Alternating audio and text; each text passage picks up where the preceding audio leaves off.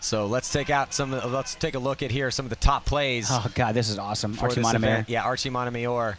And you know, there's a reason why Archie Montemayor is sitting still as the Top Gun leader after this event.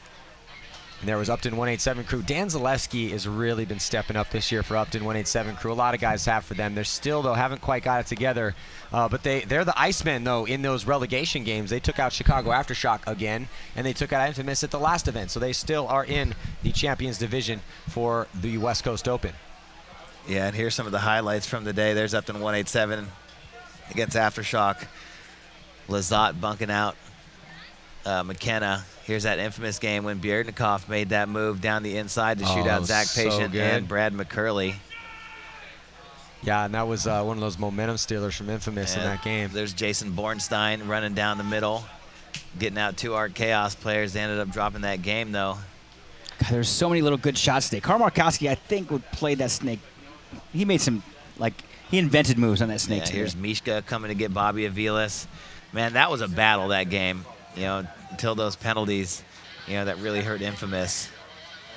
But, you know, that infamous Art Chaos game was a really good game. Damian Ryan. Mishka, Bjernikov coming, and he's standing up right here. Watch. He's totally standing up right there.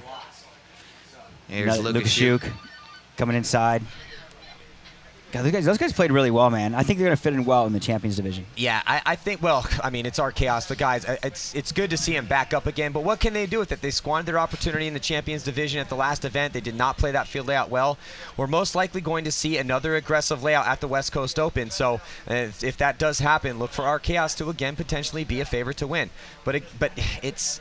Again, the names on the back of the jerseys don't win tournaments. You have to go out there and perform, but we did see Art Chaos definitely stand up and really start performing like we know they can when they just whomped on VCK in that Challengers Division final.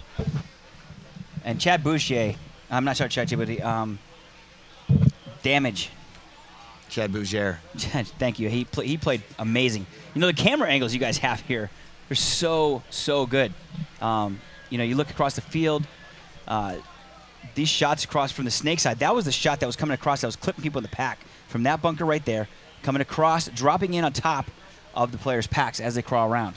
That was the shot we were wondering where it came from, and that's where it was. Yeah, and, you know, this field layout, though, had so many good plays and so many opportunities out there for aggressive players to stand out and really perform up to their level of potential, especially on the snake side. The D side got a little crafty. You guys notice that as the tournament played out?